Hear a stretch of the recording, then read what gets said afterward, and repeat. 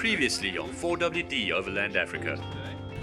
We are challenging ourselves to follow directions on a piece of paper. Dirk managed to get to Pella, but still needed directions after not using the GPS.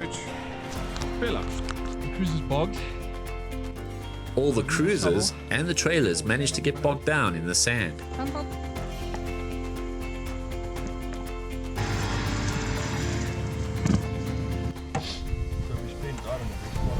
And the convoy eventually made it to the campsite, all in one piece. And that was extremely cock.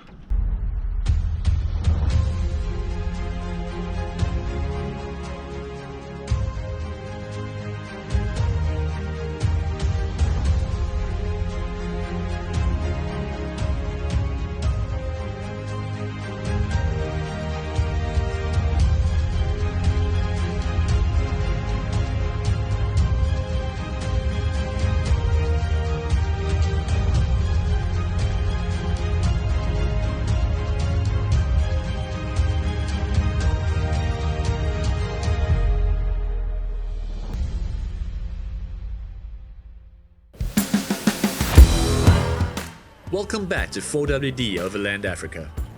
After a quick sand adventure and a well-deserved night's rest, we now join the convoy 36 hours later. I need to recollect what's happened the last 36 hours, the highlights and the lowlights. We decided to go and camp at Kgalagadi campsite on the Orange River. Nearest town, bloody hell. Good house is the name. We arrived after spending the last 12 kilometers driving through the valley on a dry river bed between the mountains. We eventually got to the campsite an hour 15 minutes later, so for the 12 kilometers it wasn't too bad. Very nice challenging road, very enjoyable.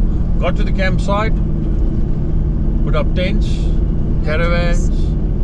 The heat started building, knocking on the door of 40 degrees Celsius. Around about 2 o'clock I was lying in my van with my little fan going at full tilt, but I was sweating too much. I decided then, alright, let's put it out to a call. Are we going to stay or are we going to go? So luckily each person had a vote. I actually lost the vote. I voted to stay because we were camped right next to the Orange River yesterday. I've got some footage of us setting up, and so we decided, no, look, we're not going to stick around. We've got nothing to prove. We're not going to stick around for and literally punish ourselves. It was 5-1. Dirk was the only one that insisted on staying in that sauna. So we packed up and we headed our way to Pofadder, which is where we are now. Took us about 4 hours to get here in total.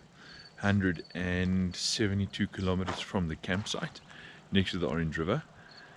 And we ended up here. So we packed up, drove back to Pofadder, stayed at some dump, call themselves the Klein Plaasie Lodge. Mistake. So yeah, we didn't have water when we got here. The fridges were open and were off, so you couldn't actually keep anything cold. My God, I went to bed in the one bedroom and I woke up in the lounge being carried by the fleas. Horrifying, terrible. No, there were no fleas on mine. It was just friggin' dirty, unkept, bad maintenance. Terrible mattress. What mattress? I think it was a stuffed Hessian bag. But yes, we ended up going to the Pofadder Inn and getting some pizzas. So we had pizza for dinner last night, and then we decided, well, we're not going to let the trip just sort of end here. We're going to go a bit further. We're going to, the plan was always to go to Van Sail's Rus, but we never we thought we'd meander around the Kgalagadi Transfrontier Park because it's notoriously difficult to get into. We checked before we left, we couldn't find accommodation, there was nothing available. So we decided, no, we'll meander around the park and maybe go in for a day visit when we go to Van Zyls Rus. And yesterday, when Julia checked, she found availability. So that's our destination for today. We're going to head our way to Uppington now, which is 219 kilometers away. First going to fill up our tanks because I'm almost like completely empty. First going to fill up, then we're going to hit the road to Uppington, probably have a brekkie in Uppington, and then we are on to Kgalagadi Transfrontier Park. After a really uncomfortable night's rest, Dirk and his adventurers now head to Kgalagadi Transfrontier Park. Because it's how hot? I can't use the words. Try and give you an idea of the clouds. This is just at our lodge. There you can see in the distance, I think, what does it say there? Kgalagadi Transfrontier Park. And it looks to be raining in certain spots.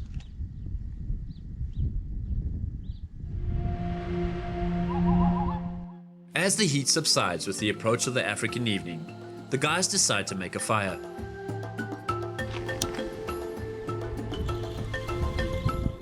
And after a hearty meal and a really good night's rest, they head out to the park for some game viewing.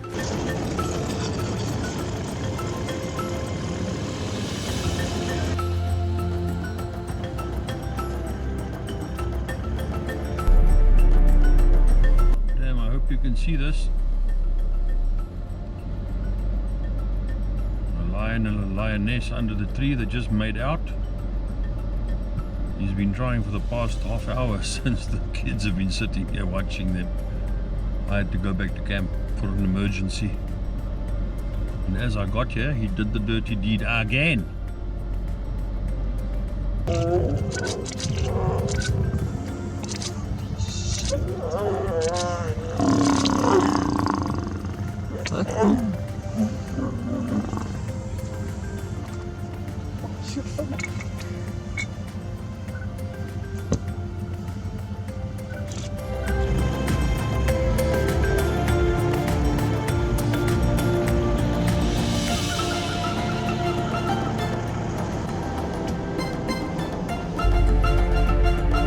Some wildebeest on the side of the road, and let's see how close I can get.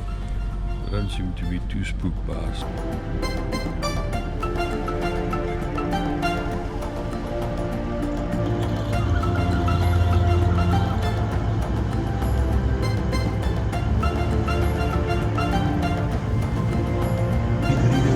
Hier een klimpje fucking poot, dat spring je wel. Bye! What fucking